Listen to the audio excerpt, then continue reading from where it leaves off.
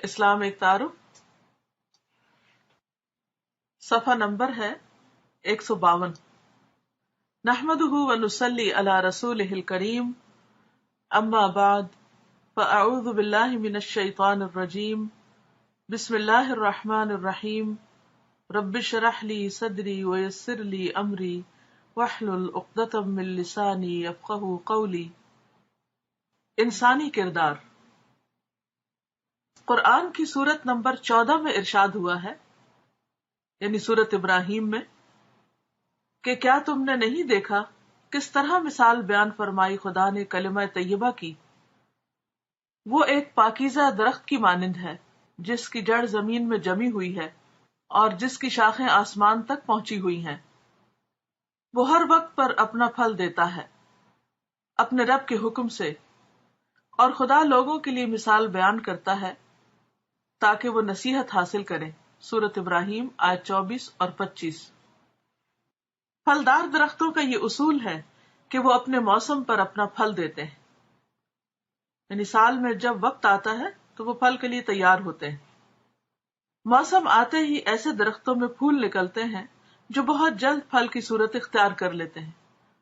اگر آپ آج کل اپنے گارڈن میں نکل کر دیکھیں یا باہر جنگل میں جائیں تو مختلف درخت جو ہیں وہ پھل پھول رہے ہیں، اور انشاءاللہ چند ہی ہفتوں میں آپ دیکھیں گے کہ ان پر پھل بھی آ چکے ہوں گے۔ وقت پر اپنا پھل دینا یہ درخت کی صفت ہے، یعنی اچھے درخت کی یہ خوبی ہے کہ جب اس کا وقت آتا ہے پھل دینے کا تو وہ پھل دیتا ہے۔ یہی صفت انسان سے بھی مطلوب ہے۔ جو واقعہ درخت میں پھل کی صورت میں ظاہر ہوتا ہے وہی واقعہ انسان کی زندگی میں اخلاقی رویے کی صورت میں ظاہر ہوتا ہے۔ گویا ایک اگر مادی پھل ہے تو دوسرا اخلاقی پھل۔ پہلا واقعہ طبیعی قانون کے تحت پیش آتا ہے، یعنی نیچرل لا کے تحت، اور دوسرا واقعہ خود انسان کے اپنے شعوری فیصلے کے تحت کہ انسان اگر اچھا بننا چاہے تو۔ انسان سے یہ مطلوب ہے کہ لوگوں کے درمیان رہتے ہوئے ہر موقع پر اپنے قول اور عمل سے وہ اسی روش کا اظہار کرے جس کی توقع انسان ہونے کی حیثیت سے اس سے کی گئی ہے۔ یعنی انسان سے کیا مطالبہ ہے کہ جب وہ لوگوں کے ساتھ معاملہ کرے تو ہر موقع پر اپنے قول اور فعل سے وہی کرے جو اس کو کرنا چاہیے، جو ایک انسان سے یا ایک اچھے انسان سے جس کی توقع کی جاتی ہے، جو اس سے ایکسپیکٹیشن ہوتی ہے۔ کسی معاملہ میں اس کو اپنا بیان دینا ہو تو وہ وہی کہے جو انصاف کا تقاضا ہو۔ وہ کسی حال میں بے انصافی کی بات اپنی زبان سے نہ نکالے۔ اگر کسی کی طرف سے کوئی اشتعال انگیز بات پیش آئے، یعنی غصہ دلانے والی، تو وہ اس کے مقابلہ میں تحمل کا انداز اختیار کرے، کیونکہ تحمل کے خلاف روش انسان کی انسانیت کے مطابق نہیں۔ یعنی ایک دم فلیئر اپ ہو جانا، غصے میں آ جانا اور انتہائی اقدام اٹھانے پر سوچنے لگنا، یہ سب چیزیں انسان کو زیبا نہیں دیتی۔ اس کا یہی انداز عملی معاملات میں بھی ہو۔ وہ جب بھی لوگوں کے درمیان کوئی عمل کرے تو پہلے یہ سوچ لے کہ اس کا یہ عمل اس کے انسان ہونے کی حیثیت کے مطابق ہے یا اس کے مطابق نہیں۔ یعنی جب وہ کوئی بات کرنے لگے، جب کوئی معاملہ کرنے لگے تو ضرور یہ سوچے کہ جو کچھ وہ کرنے جا رہا ہے کیا واقعی یہی انسانیت کا تقاضا ہے، اسے ایسا ہی کرنا چاہیے، یہی اس کے مناسب حال ہے۔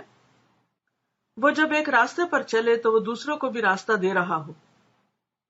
وہ جب دوسروں کے ساتھ لین دین کرے تو اس کا لین دین عین وہی ہو جس کی امید اس سے انسان ہونے کی بنا پر کی گئی تھی۔ تو یہاں ایک بڑی اہم بات سمجھ آتی، اگر آپ اصل مثال میں غور کریں کہ اچھا درخت جو ہے وقت آنے پر اپنا پھل دیتا ہے، اور جو بہترین درخت ہوتے ہیں وہ ہر آن اپنے پھل دیتے ہیں، اس میں وہ بریک نہیں کرتے۔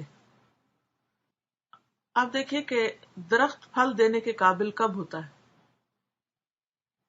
جب وہ زمین سے اپنی غذا لے چکا ہوتا ہے، جب وہ فضا سے اپنی غذا لے چکا ہوتا ہے، جب پوری طرح میچور ہو جاتا ہے، وہ مادی غذا لیتا ہے اور مادی پھل دیتا ہے۔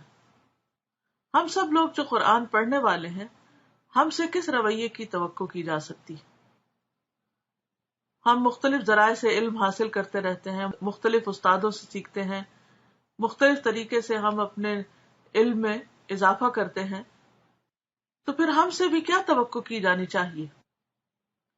ہم سے بھی یہ توقع ہونی چاہیے کہ ہم بھی پھر جب ساری غذا لے چکے تو دوسروں کو بھی دیں، دوسروں کے ساتھ شیئر کریں.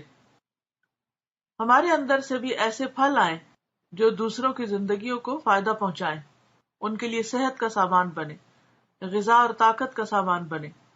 اگر کوئی شخص علم حاصل کرتا رہتا ہے اور سارا صرف اپنے ہی اندر رکھتا ہے اور اسے دوسرے کے ساتھ شیئر نہیں کرتا، اور خصوصاً جب ضرورت پیش آئے کسی کو اس وقت اس کے کام نہیں آتا، تو ایسا شخص دراصل بہت خود غرض شخص ہے اور فطرت کے خلاف عمل کر رہا ہے. اور جو شخص کسی کو فائدہ نہیں پہنچاتا، خود اس کو بھی فائدہ نہیں پہنچتا، تو اللہ تعالیٰ سے دعا ہے کہ وہ ہمیں عمل کرنے والا بنائے اور واقعی ہم مختلف ذرائع سے جو فائدے حاصل کریں پھر اس سے بڑھ کر آگے دوسروں کو پہنچانے والے بنے. اللہ تعالیٰ ہم سب کی کوششوں کو قبول فرمائے. وآخر دعوانا ان الحمد للہ رب العالمین. سبحانک اللہم وبحمدک، نشہد ان لا الہ الا انت، نستغفرک ونتوب الیک.